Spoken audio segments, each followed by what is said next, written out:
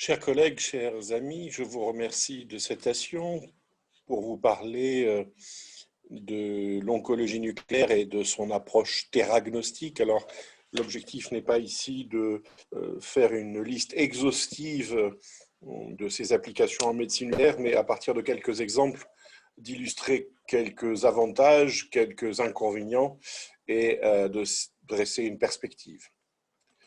Voici mes liens d'intérêt, je n'ai pas de conflit d'intérêt. Alors, la logique ou le concept du théragnostic, c'est que l'identification d'une cible prédit l'efficacité d'un traitement, de même que la non-identification d'une cible pourrait prédire l'inefficacité d'un traitement et ainsi guider de manière impersonnalisée des approches thérapeutiques dont on connaît l'extraordinaire diversification en cancérologie en ce moment. Et dans cette situation-là, l'imagerie a intégré, au reste d'ailleurs de la démarche diagnostique, de la biologie, en particulier d'histopathologie, a un rôle taxonomique. On peut donc en imagerie de médecine nucléaire évaluer l'expression de cibles et donc le phénotype ayant des caractéristiques pronostiques. On peut également évaluer de manière fonctionnelle la réponse à un traitement, et puis, on l'oublie, mais c'est quand même une des premières approches théragnostiques historiques, la positivité d'une cible scintigraphique, généralement prédit l'efficacité, c'est même une condition nécessaire, prédit l'efficacité d'un ciblage thérapeutique dans le cadre de la radiothérapie intervectorisée. Puis, un codicile, c'est les approches expérimentales de pharmacocinétique dites phase R0. Alors, la positivité d'une cible, donc la positivité d'un test diagnostique peut prédire l'efficacité d'un traitement, sous condition cependant. L'efficacité de la radiothérapie intervectorisée, quelle que soit la fixation de la cible, dépend de la taille de la cible, et plus elle est grosse, plus la pénétration du médicament est difficile dans la cible et plus la cible est hypoxique et donc radiorésistante en son centre. Évidemment, l'efficacité du ciblage thérapeutique repose sur l'expression de nombreuses cibles. Et enfin, la condition sine qua non de la démarche théragnostique en oncologie de médecine nucléaire, eh bien, c'est la préservation de l'expression et de la fonction cible, ce qui renvoie au fait que ce concept de théragnostic repose sur la différenciation tumorale et donc la négativité d'une procédure diagnostique en médecine nucléaire n'est pas nécessairement un signe négatif, mais peut signer une dédifférenciation de la pathologie. Alors, il y a des preuves de concepts historiques réalisées. Bon, je ne reviens pas sur l'association iode 123, ou technétium d'ailleurs iode 131, qu'il s'agisse du traitement des pathologies bénignes de la thyroïde ou, comme dans ce cas-là, de maladies métastatiques osseuses ou pulmonaires, de cancers bien différenciés de la thyroïde. Nonobstant, la positivité puis la négativité de la fixation de l'iode a induit au concept notamment de maladies iodoréfractaires avec des approches fonctionnelles à visée pronostique, avec, on le voit bien, des évolutions pronostiques différentes selon qu'on est face à une maladie iodofixante FDG négative ou une maladie FDG positive. On voit ici très bien les différences de pronostic lorsque la maladie reste positive en iode et lorsqu'elle devient négative en iode, et c'est encore pire lorsque à cette négativité en iode se rajoute la positivité en PET. Alors, ne pas voir la cible en médecine nucléaire ne prédit pas nécessairement une inefficacité systématique. On connaît en particulier, par exemple, l'intérêt de traiter des patients à iode 131, même si on ne voit pas les cibles en scintigraphie diagnostique, si par exemple peut s'expliquer lorsqu'on est face à de la petite maladie, de la métastase, en dehors de la détectabilité des procédures diagnostiques. L'autre exemple historique, eh c'est le ciblage de la maladie ostéoblastique, qu'il s'agisse principalement des cancers métastatiques de la prostate ou du sein, avec une approche diagnostique classique avec du HNDP versus une dont la fixation prédit la fixation thérapeutique, alors par ordre en scène, du strontium, du samarium, j'ai oublié le underscore, et le RAM 223 plus récemment. Cet exemple illustre cependant que l'efficacité théragnostique peut reposer non pas sur le ciblage de la maladie elle-même, mais sur son environnement. Vous savez que le ciblage thérapeutique de l'environnement oral est une stratégie thérapeutique avec les immunothérapies qui est en plein développement. On a une illustration historique qui date des années 70 de l'efficacité du ciblage péritumoral de l'ostéoblastose avec la scintigraphie osseuse, puis l'approche thérapeutique antalgique avec des radioisotopes. Un petit passage à basse altitude de considération méthodologique, voir ou ne pas voir une cible en diagnostic de médecine nucléaire imagerie, ça repose aussi sur la technique de médecine nucléaire qu'on utilise, et si vous associez à l'imagerie planaire 2D de l'imagerie 3D, que vous y rejetez en plus le scanner, comme le montre ce papier, eh bien, les lésions équivoques, soit plutôt positives, soit plutôt négatives, sont drastiquement réduites au bénéfice généralement des lésions bénignes. Et donc, la méthodologie, sensibilité diagnostique ou analytique des outils d'imagerie dont on utilise ont un impact évidemment sur la définition de la positivité des cibles, et comparer des études qui d'une part utilisaient du mode planaire versus maintenant des études qui utilisent de la TEP avec du scanner a peu de sens parce qu'il y a manifestement un biais méthodologique.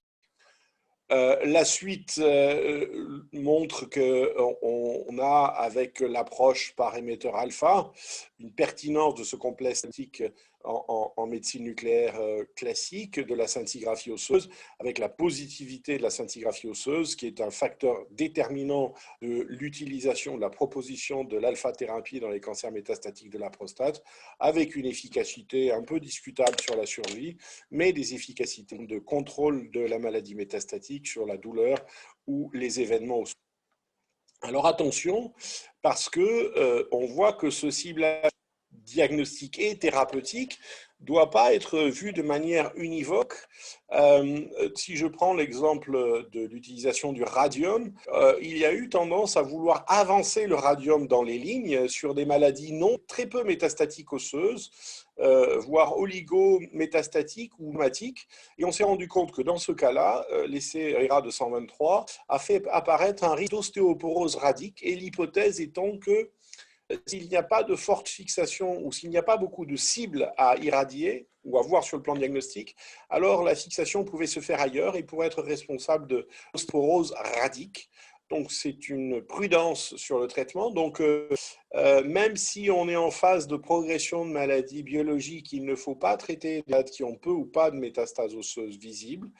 Le risque étant pour l'instant d'avoir un excès d'irradiation des os sains et donc le risque de fracture. Et à contrario, j'allais dire, le paradigme diagnostique, c'est l'extraordinaire positivité sur l'ensemble des cibles osseuses. Superscan, alors là, pour le coup, le risque de toxicité est inverse, avec non pas une toxicité liée à l'irradiation des os sains, mais une irradiation médulaire diffuse, avec un risque, cette fois-ci, de toxicité hématologique. Donc, la cible, le couple théragnostique, c'est de réserver ce traitement en maladies métastatiques sensibles, douloureuses, mais en évitant l'hyperscan. Alors donc, le pourcentage d'expression des cibles a donc une influence sur l'efficacité, surtout sur la toxicité. Alors, pour parler à la mode, on peut citer la notion de game changing ou de game changer. C'est typiquement l'histoire du ciblage des récepteurs à la somatostatine qui nous amène d'une approche de scintigraphie à OTEP, puis à la radiothérapie interne vectorisée par lutetium dotatate. C'est une histoire, un succès, le tube des années 2000, qui associe un récepteur, un médicament et une niche. Donc, je ne reviens pas sur l'expression des récepteurs à la somatostatine, on cible les récepteurs plutôt de sous-type 2.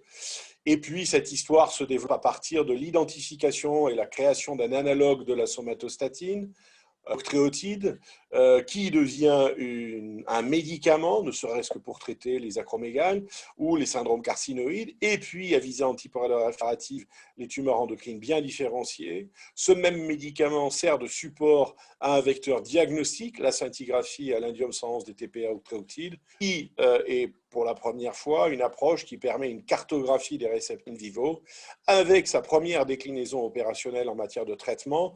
En utilisant les électrons Auger de l'indium, on a eu des premières approches de radiothérapie interne vectorisée avec de fortes doses de ce médicament-là. On s'est posé la question de savoir si la positivité en scintigraphie pouvait prédire l'efficacité d'un traitement par analogue froid. La réponse est non, et on en revient à soit des problèmes de sensibilité de détection, soit le nombre de récepteurs nécessaires pour qu'ils soient fonctionnels, soit même sur la fonctionnalité des récepteurs. Donc, ne pas voir la cible ne prédit pas l'inefficacité. En particulier, on a montré que la négativité de la cible, pas l'efficacité fonctionnelle de traitement par récepteur à la somatostatine, par exemple, pour corriger les hypoglycémies des hyperinsulinismes liés à des insulinomes. Alors, le cas le plus simple, quand même, c'est qu'effectivement, la positivité de la scintigraphie des récepteurs somatostatine prédit l'efficacité de la radiothérapie interne vectorisée avec le lutate. Ceci dit, il faut garder son sens clinique. Certes, l'intensité de la fixation est prédictive de l'efficacité, mais on a également d'autres critères historiques dont on sait qu'ils prédisent l'efficacité du traitement, en particulier l'état général. Alors, on voit différents seuils de fixation, ce sont les fameux grades de Krenning. On retient l'indication d'un traitement par somatostatine lorsqu'on a un grade au moins 3, voire 4, c'est-à-dire une supériorité de fixation supérieure à celle du foie. Et évidemment, là encore, on se pose la question du gain de performance diagnostique lié à des traceurs, non pas pour la médecine nucléaire conventionnelle, pour la TEP. Et donc, on voit apparaître des traceurs TEP, bien sûr, et qui induit probablement une modification de la prise en charge de non-malades, puisqu'on va remplacer progressivement la scintigraphie des récepteurs somatostatine en médecine nucléaire conventionnelle par la TEP. Et donc, le couple scintigraphie Al-111 lutécium dotatate est en train de devenir gallium-68 dotatate pour le traitement. Alors, une illustration de cette nouvelle technique TEP, où on retrouve ici les fixations physiologiques à différents endroits. Notez la fixation physiologique des glandes surrénales. Beaucoup d'analyses mettent en évidence, d'études mettent en évidence une sensibilité et une spécificité importante de cette nouvelle approche diagnostique à la scintigraphie des récepteurs à la somatostatine à l'indium 111 et un impact sur le changement, sur la prise en charge thérapeutique avec des changements qui peuvent concerner 40% des patients. La suite de ça, c'est, puisqu'on peut cibler les récepteurs à somatostatine à visée diagnostique, donc c'est l'application thérapeutique avec la success story de lutécium dotatate, qui est, à mon avis, il y a une faute là, c'est trial, avec probablement, c'est le point de départ du développement des radiothérapies internes vectorisées avec des lutécium, avec par exemple des probabilités de survie entre le bras irradié et le bras contrôle, jamais observé pour ce type de tumeur endocrine, qu'il s'agisse de la pression sans de la PFS ou qu'il s'agisse de la survie globale. Donc ce médicament est introduit sur le marché avec une approbation en Europe, puis à FDA, puis vous avez le libellé d'AMM qui concerne une mise sur le marché pour les tumeurs endocrines bien différenciées de l'intestin moyen, au stade métastatique ou non opérable. Alors, le couple théragnostique est clairement écrit là. Donc ça veut dire qu'il faut faire de la scintigraphie ou du TEP, d'accord. Il y a une autre AMM, mais qui n'est pas remboursée concernant le TEP. Alors, la suite, c'est quoi? C'est de nouvelles cibles théragnostiques. Et puis, c'est progressivement le développement de cette utilisation de l'imagerie à des visées phénotypiques ou pronostiques. Alors, quand je parle de nouvelles cibles, je pourrais faire un catalogue monstrueux, mais j'ai préféré me contenter du PSMA. J'aurais pu vous parler du ciblage des fibroblastes, mais il n'y a pas de déclinaison thérapeutique pour l'instant. Donc, que dire du PSMA que vous ne sachiez déjà, que son ciblage diagnostique est en passe de devenir le gold en imagerie des cancers de la prostate, qu'on sait pourquoi, c'est lié à une forte expression de la cible au niveau des cancers de la prostate, qu'il s'agisse des formes monorésistantes ou des formes monosensibles. La même histoire que pour les tumeurs endocrines, avec des approches de ciblage thérapeutique, et vous connaissez le nombre de cas rapportés d'efficacité thérapeutique du PSMA avec un inhibiteur portant le lutécium 177, avec une alternance d'imagerie pré-thérapeutique, diagnostique, et puis la surveillance ou l'évaluation de cette efficacité thérapeutique avec des approches également. Et on voit ici une réponse assez nette. Vous voyez qu'une phase 3 est en cours de dépouillement.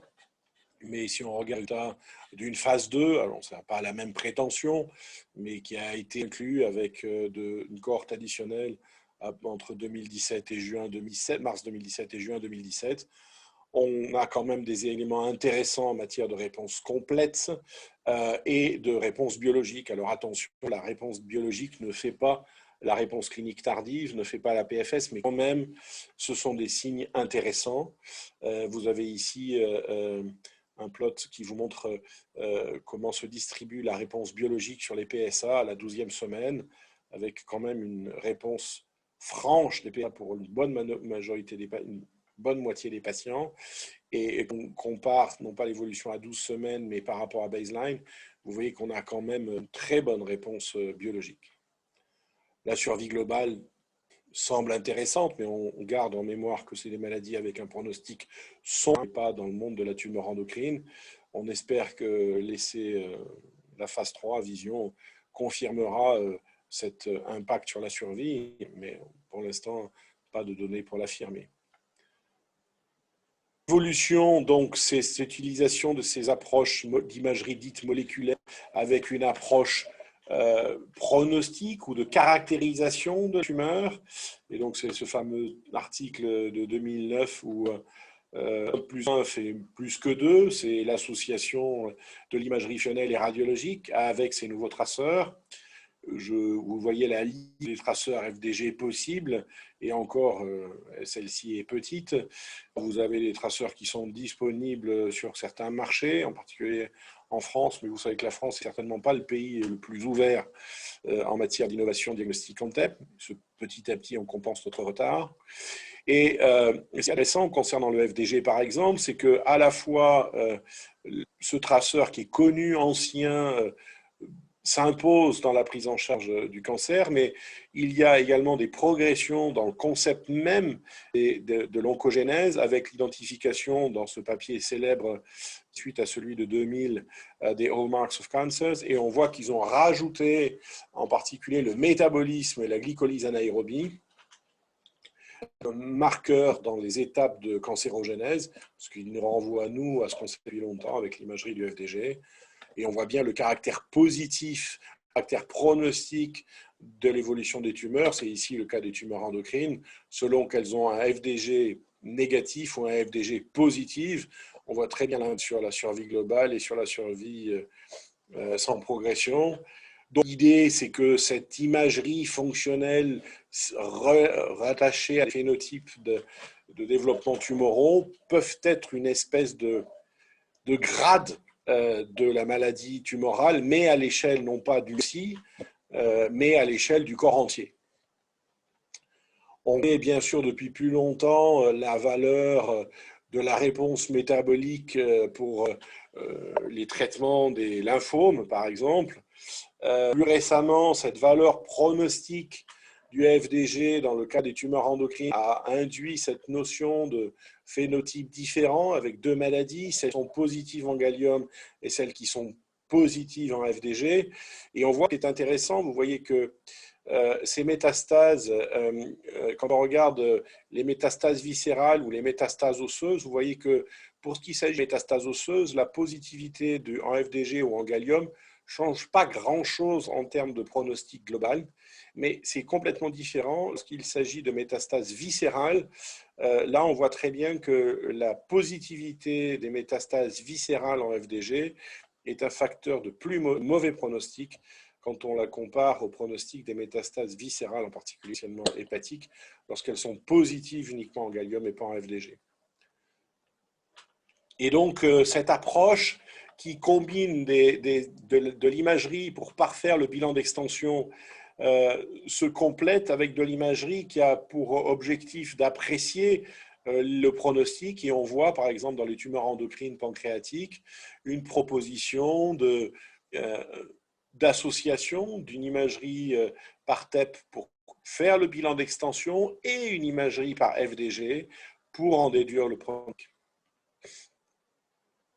On a, comme pour les tumeurs endocrines, cette situation d'hétérogénéité métastatique avec une maladie de la prostate qui peut être positive en FDG, mais aussi une maladie positive en PSMA. Et vous voyez que ce n'est pas la même maladie, ce qui permet d'envisager des approches thérapeutiques différenciées, même à des stades métastatiques avancés, de façon à traiter plus spécifiquement le phénotype PSMA et le phénotype FDG de la maladie.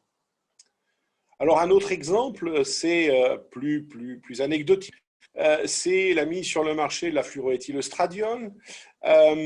Et je mets cet exemple-là parce qu'on pouvait croire que si la TEP, la logique pourrait dire, si la TEP est positive aux récepteurs aux oestrogènes, alors si je cible les récepteurs aux oestrogènes, je vais avoir une action. Mais cet exemple illustre que voir une cible ne veut pas dire pour autant que la cible est fonctionnelle. Et vous voyez papier qui essaie de voir qu'est-ce qui est le plus prédictif d'un ciblage, de l'efficacité du ciblage thérapeutique des récepteurs aux oestrogènes. Est-ce que c'est la FES ou est-ce que c'est un test fonctionnel? Eh bien, ce n'est pas la FES. Ce qui est le plus prédictif de l'efficacité du ciblage des récepteurs aux oestrogènes, c'est de tester la fonctionnalité de ces récepteurs. Et ce qu'ont fait les auteurs, c'est qu'on fait un test fonctionnel, ils ont un peu d'oestrogène, et on voit ce qu'on injecte de l'oestrogène. Les patients qui répondent ont un flare-up au FDG, c'est-à-dire qu'on stimule les récepteurs oestrogènes, on active l'activité FDG, et donc ça cible la fonctionnalité des récepteurs oestrogènes. Ce qui est in fine l'intérêt, puisque lorsqu'on fait de l'hormonothérapie, c'est bien bloquer une cascade fonctionnelle sur les récepteurs. Alors, notre approche qui montre que rien n'est simple, vous savez, comme dans le cancer de la thyroïde en particulier, mais pour d'autres pathologies, on a l'impression que certains médicaments réinstauraient l'expression de récepteurs. Et c'est l'objet d'une étude clinique qu'on conduit, qui a pour objectif de savoir si certains médicaments pouvaient induire l'expression de récepteurs aux oestrogènes pour des tumeurs initialement récepteurs négatifs. Eh bien, c'est le cas d'une patiente récidive contralatérale d'un cancer du sein avec une atteinte ganglionnaire axillaire et médiastinale. Biopsie du sein à gauche trouve bien qu'elle est récepteur oestrogène négatif et ça a été vérifié. On a une positivité de la TEP-FDG, y compris au niveau des ganglions. Mais aux surprises, cette tumeur qui est dite récepteur négatif, elle est FES positive avec des cibles qu'on ne voit pas en FDG. Alors, autant vous dire que le foie est ininterprétable, c'est à la limite de la FES.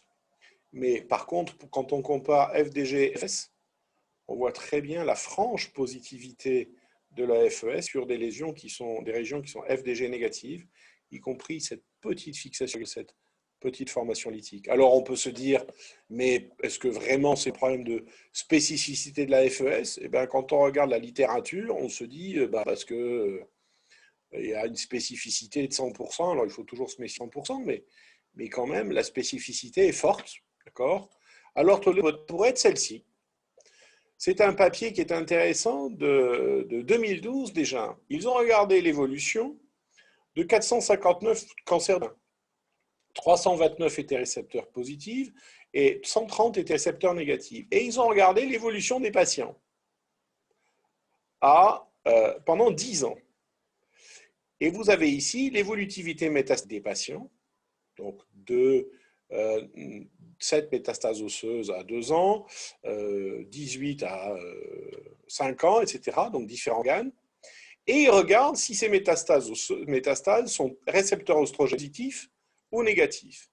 Eh bien, on voit que à des métastases qui sont récepteurs oestrogènes négatifs, d'accord? Ce n'est pas une surprise, c'est logique, mais ce qui est très intéressant, c'est que pour les tumeurs du sein récepteurs oestrogènes négatifs, on voit quand même l'apparition de métastases ou de récidives contralatérales métastatiques qui sont récepteurs positifs. Et curieusement, cette tendance semble se majorer avec le temps. Donc ça veut dire que sur le plan du rationnel scientifique, on ne sait pas tout et qu'il faut avancer avec prudence. Mais ces tests-là ouvrent des perspectives en termes de recherche et de compréhension des mécanismes d'évolution de la maladie métastatique. Alors les perspectives, eh bien, c'est la crème que de le dire, mais c'est le big data. Cette approche diagnostique n'a de sens que combinée avec de la biologie, de l'histologie. Et c'est donc nécessairement la multidisciplinarité qui apparaît, avec la nécessité de mélanger de la connaissance de médecine nucléaire avec de la radiologie et de la connaissance de biologie moléculaire et d'histopathologie, parce qu'on est sur une approche globale de ces biologies, à la fois d'imagerie et biologique. Alors, on voit bien cette évolution des années des balbutiements de la radiologie du début des années 1900 à l'apparition de l'imagerie fonctionnelle dans les années 2000, et grâce aux traceurs de biologie moléculaire, on parle de molecular imaging ou de biomarqueurs d'imagerie, on voit bien la tendance, mais c'est une tendance à associer des modalités d'imagerie différentes de l'IRM, du scanner et de la médecine nucléaire. Et puis, l'évolution de l'imagerie va aussi changer. La façon de traiter le cancer change. Et on passe d'une maladie avec une évolution simple, évolution silencieuse, non diagnostiquée, puis émergence de la maladie, puis progression de la maladie jusqu'à mort. Et puis, on observe que cette phase-là, elle se rallonge parce qu'on a des lignes thérapeutiques qui apparaissent. Et donc, on est sur, malheureusement, pas nécessairement une pente qui est toujours ascendante, mais avec cette situation d'assauts thérapeutiques différents, y compris sur des situations métastatiques, ou alors l'identification de maladies à stade oligométastatique qui représentent une cible thérapeutique à viser ambitieuse en termes de traitement. Donc, cette chronicité de maladie cancer, et grâce à des lignes thérapeutiques supplémentaires, ça nécessite de mieux identifier quel malade bénéficie de quel traitement. Et on voit bien cette nécessité d'identifier mieux la maladie. Un papier du New England qui date déjà depuis longtemps, mais qui identifie différents sous-clones tumoraux de cancer du rein, et qu'on voit bien que ces clones ont une prédisposition métastatique différente au sein du patient. Et on peut la même chose. Alors, que dire? On aurait du mal à imaginer que la synthèse osseuse est de l'imagerie moléculaire modèle moderne, mais pour autant, ce papier de Nature 2015, ils ont identifié des signatures de différents clones tumoraux, et ils ont regardé pour certains patients comment la maladie métastatique propageait. Et en fait, ce qu'ils observent, c'est que ces clones tumoraux ont des comportements différents, avec des clones qui vont donner un essaimage sur des métastases en partant du même site tumoral, mais on voit de la colonisation métastatique de proche en proche. Par exemple, ici, le point E là, va ici, le point L est capable de donner les métastases ici. Bref, vraiment, ce papier illustre bien ce qu'on ne voit pas à l'imagerie, mais qui est un comportement clonal différent, qui nécessite probablement des approches spécifiques. Encore faut-il les identifier. Donc, on vient sur des bioradiomarqueurs qui nécessitent d'intégrer des données biologiques circulantes avec des données d'imagerie corps entier dans un cercle thérapeutique qui part traitement systémique à des traitements locaux et ainsi de suite probablement, puisque vous savez qu'on peut proposer des traitements locaux même sur des situations oligométastatiques pour certaines pathologies, et que bien sûr se pose la question des traitements systématiques pour traiter la maladie systémique précoce, pour traiter la maladie circulante. Et donc, l'imagerie permet d'approcher cette notion d'hétérogénéité de la maladie métastatique à un stade corps entier et non pas basé sur les simples prélèvements épars, et donc d'en déduire des stratégies de décision médicale. Pour ça, il faut combiner de la biologie, du traitement statistique et de l'imagerie pour permettre de sélectionner les patients susceptibles d'être répondeurs. Alors voilà, cette démarche diagnostique, c'est identifier les patients à vie curative et dans l'arsenal curatif, définir comment on les traite. Le rôle de l'imagerie, multimodal, combinant le scanner, l'IRM, des sondes biologiques en PET, c'est la possibilité de définir de manière plus précisément le bilan d'extension, mais aussi d'en déduire des conduites basées sur des indices pronostiques. Et puis plus récemment, avec l'exemple paradigmatique de la luthathérapie, déboucher armes thérapeutiques supplémentaires avec des vecteurs, cette fois-ci armés pour la radio interne vectorisée. Je vous remercie de votre attention.